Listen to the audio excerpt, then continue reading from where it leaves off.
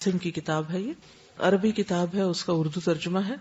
وہ لکھتے ہیں کہ ایک آدمی معمول کے مطابق اپنی گاڑی پہ جا رہا تھا، مدینہ کی ایک سرنگ میں اس کی گاڑی خراب ہو گئی، یعنی ٹنل میں۔ وہ گاڑی سے نکلا کہ ورک شاپ جا کر ٹھیک کروا سکے۔ وہ اپنی گاڑی کے پیچھے کھڑا ہو گیا وہیں ٹنل میں، تاکہ کسی سواری پر سوار ہو سکے۔ ایک تیز رفتار گاڑی آئی، اس نے پیچھے سے اس کو ٹکر ماری، کیونکہ عام طور پر ٹنل جو ہے وہ اس میں ایک تو سپیڈ بہت ہوتی ہے، دوسرے یہ کہ بعض اوقات اندھیرا ہو سکتا ہے یا دور سے نظر نہیں آتا کہ صرف گاڑی ہے یا گاڑی کے ساتھ کوئی اور بھی، اور سب سے بڑی بات یہ کہ تقدیر۔ تو پیچھے سے کسی نے آ کر اس کو مارا، اس کو سخت گہرے زخم آئے، وہ زخموں کی تاب نہ لا کر گر پڑا۔ سڑکوں پر نگران پولیس میں سے ایک کا کہنا ہے، میں اور میرا ساتھی آئے، یعنی جو پولیس پیٹرولنگ پولیس ہوتی ہے، اور ہم نے اسے اپنی سواری پہ سوار کیا۔ ہم اس کو اسپتال لے جانے لگے۔ یہ ایک نوعمر جوان تھا، ظاہری حلیے سے دیندار لگتا تھا۔ جب ہم نے اسے گاڑی میں ڈالا، ہم نے سنا وہ کچھ گنگنا رہا تھا۔ ہم جلدی میں تھے، اس کی بات نہ سمجھ سکے، مگر جب ہم گاڑی لے کر چل پڑے تو ہم نے واضح آواز سنی کہ وہ قرآن کی تلاوت کر رہا ہے، اور اس کی آواز بہت خوبصورت اور تر و تازہ تھی کہ ہم حیران رہ گئے۔ حالانکہ صورتحال یہ تھی کہ خون سے اس کے کپڑے رنگین ہو چکے تھے، ہڈیاں ٹوٹ چکی تھی، لگتا تھا کہ جان کنی کی حالت میں ہے۔ وہ ترتیل کے ساتھ قرآن پڑھتا رہا۔ میں نے اپنی زندگی میں ایسی آواز نہ سنی تھی، یوں لگا کہ میرے جسم اور پسلیوں میں لرزہ طاری ہو گیا ہے، یعنی اس کی وہ تلاوت سن کے۔ اچانک اس کی آواز رک گئی۔ میں نے مڑ کر دیکھا تو کیا دیکھتا ہوں کہ اس نے شہادت کی انگلی اٹھائی ہوئی ہے اور کلمہ شہادت پڑھ رہا ہے۔ پھر اس کا سر جھک گیا۔ میں پیچھے کی طرف اچھلا، میں نے اس کا ہاتھ ٹٹولا، اس کے دل کی حرکت اور سانس کو چیک کیا، کچھ بھی باقی نہ تھا۔ وہ زندگی کی قید سے آزاد ہو چکا تھا۔ میں اس کو دیر تک دیکھتا رہا، میری آنکھوں سے آنسو بہہ نکلے جو میں نے اپنے ساتھی سے چھپا لیے۔ میں نے اسے بتایا کہ یہ فوت ہو چکا ہے۔ میرا ساتھی زار و قطار رونے لگا۔ میں نے ایک لمبی ہچکی لی اور آنسو تھمنے کا نام نہیں لے رہے تھے۔ ہم اسپتال پہنچے، جو بھی ہمیں ملا ہم نے اسے اس نوجوان کا قصہ سنایا۔ اکثر لوگ اس حادثے سے متاثر ہوئے۔ ایک آدمی نے یہ قصہ سنا تو آگے بڑھ کر اس نوجوان کی پیشانی کا بوسہ لیا۔ سب اس پر مصر تھے کہ ہم تب تک نہیں جائیں گے جب تک اس کے جنازے کا پتہ نہ چلے کہ اس کا جنازہ کب ہوگا، تاکہ ہم اس کی نماز جنازہ پڑھ کر ہی جائیں، حالانکہ وہ سب کے لیے ان نون تھا۔ ہسپتال کے ملازمین میں سے ایک نے اس کے گھر رابطہ کیا، آگے اس کا بھائی تھا۔ اس نے اپنے بھائی کے متعلق بتایا، یعنی جو بھائی زندہ تھا اس نے اس فوت شدہ بھائی کے بارے میں بتایا کہ ہر سوموار کو وہ گاؤں میں دادی کے پاس ملاقات کے لیے جاتا تھا، بیواؤں اور یتیموں کی دیکھ بھال کرتا تھا۔ پورا گاؤں اس کو جانتا تھا۔ وہ ان کو دینی کتابیں اور دینی کیسٹس دیتا تھا۔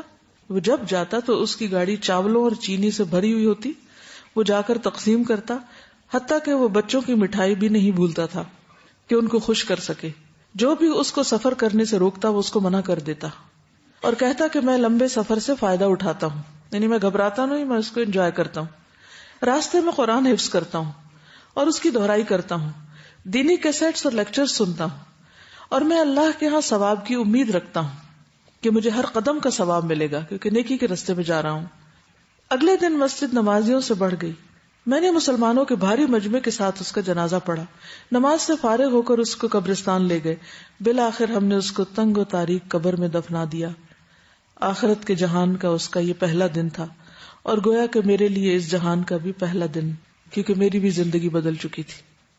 اس سے کیا پتہ چلتا ہے کہ تبلیغ صرف لیکچرز دینے کا نام نہیں ہوتا، ڈیپینڈ اس پہ کرتا ہے کہ ہم اس پر عمل کتنا کرتے ہیں، ہماری عملی زندگی کیسی ہے، ان باتوں کے مطابق جو ہم کرتے ہیں یا اس کے مخالف۔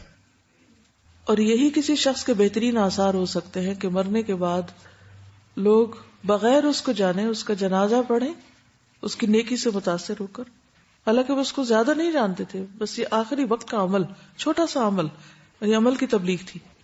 اللہ دلوں میں محبت ڈالتا نا، کہ کوئی آپ کے لیے دعا کرے یا آپ کا جنازہ پڑھے یا آپ کے پیچھے آئے۔ اس وقت لوگوں کو اس سے کس چیز کی توقع تھی کہ کیا دے گا وہ ان کو مر کے؟ کچھ بھی نہیں۔ وہ اس کی محبت میں جا رہے تھے اس کے پیچھے، اور اس سے محبت کیوں تھی؟ کیونکہ وہ اللہ سے اور اللہ کی کتاب سے اور اللہ کے دین سے محبت کرتا تھا۔ اب جتنے بھی لوگ اس کی وفات کے اس واقعے سے متاثر ہو کر بدل گئے، اس کا اجر کس کو ملے گا؟ اسی کو ملے گا۔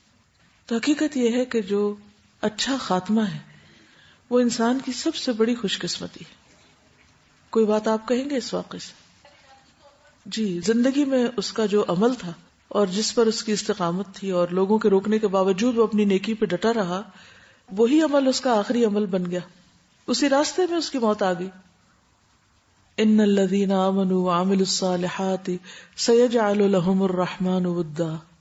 جو لوگ ایمان لائیں گے اور نیک عمل کریں گے، عنقریب اللہ تعالیٰ ان کے لیے دلوں میں محبت پیدا کر دے گا. تو ہمیں لوگوں کے پیچھے بھاگنے کی ضرورت نہیں کہ وہ ہمیں چاہیں یا وہ ہمیں محبت دیں. ہمیں اپنے آپ کو اللہ کے ساتھ خالص کرنے کی ضرورت ہے، اور باقی سب کچھ تو اللہ کے ہاتھ میں. وہ جس کے ذریعے چاہے گا دلوائے گا. حضرت ابراہیم علیہ السلام جب ان کو آگ میں پھینکا جا رہا تھا تو اس دوران کہ انہیں اٹھا کے آگ کی طرف لے جایا جا رہا تھا، جبریل علیہ السلام حاضر ہو گئے کہ بتائیے میں آپ کی کیا مدد کر سکتا ہوں. انہوں نے کیا کہا تھا اس وقت؟ حسبی اللہ و نعم الوکیل.